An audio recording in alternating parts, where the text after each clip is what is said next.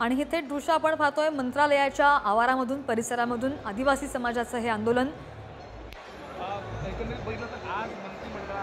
आदिवासी समाजाच्या विविध प्रलंबित मागण्यांसाठी हे आंदोलन पाहायला मिळत आहे आणि ही सध्याची थेट लाईव्ह ताजी दृश्य आपण पाहतोय। मंत्रालयामध्ये ज्या जाळ्या आहेत त्या जाळ्यांवर उड्या मारून आंदोलन करण्याचा त्यांचा प्रयत्न आहे।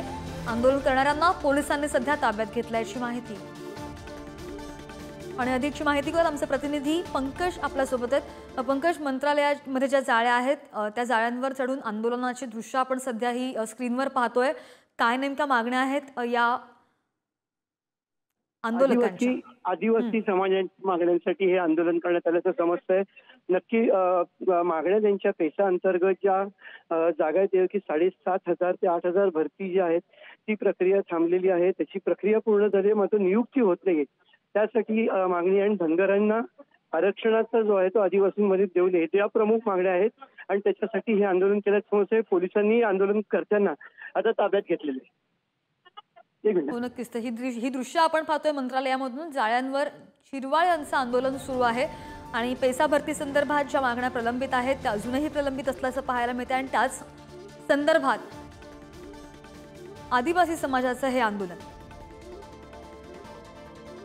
आणि त्यामुळे मंत्रालयामध्ये आदिवासी आमदार आक्रमक झाल्याचं पाहायला मिळालं। सध्या हे जे आंदोलन करतायत त्यांना पोलिसांनी ताब्यात घेतल्याची प्राथमिक माहिती नुकतीच आपल्या प्रतिनिधींनी दिली आहे। मुख्यमंत्र्यांची भेट झाली आणि त्यानंतर आमदारांनी हे मंत्रालयामध्ये आंदोलन पुकारल्याचं समोर आलं। मंत्रालयामध्ये आदिवासी आमदार आक्रमक झाले आणि नरहरी झिरवाळ यांनी स्वतःच मंत्रालयातील जाळीवर उडी मारल्याची दृश्य आपण सध्या स्क्रीनवर पाहतोय। मुख्यमंत्र्यांची भेट झाली मात्र तरी सुद्धा मागण्या प्रलंबित आहेत आणि त्यासाठीच हे त्यांचं आंदोलन। सध्या त्यांना पोलिसांनी ताब्यात घेतल्याची माहिती।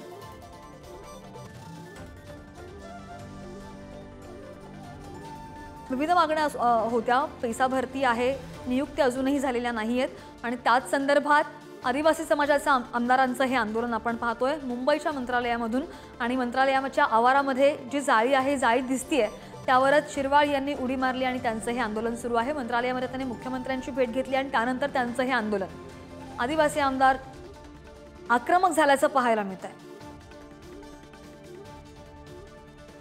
नरहरी झिरवाळ यांनी मंत्रालयामधील जाळीवर उडी मारली आणि मुख्यमंत्र्यांच्या भेटीनंतर हे आमदारांचं मंत्रालयामध्ये आंदोलन पाहायला मिळालं। आंदोलन करणाऱ्यांना पोलिसांनी ताब्यात घेतलंय। ही थेट ताजी दृश्य आपण पाहतोय मुंबईच्या मंत्रालयामध्ये। अधिकची माहिती घेऊन आमचे प्रतिनिधी पुन्हा एकदा आपण पंकज यांच्याकडे जाऊयात। पंकज, मुख्यमंत्र्यांची भेट झाली असं कळतंय, त्या भेटीमध्ये काही तोडगा निघाला असं कळतंय का? त्यानंतर आंदोलन केलं असं कळतंय?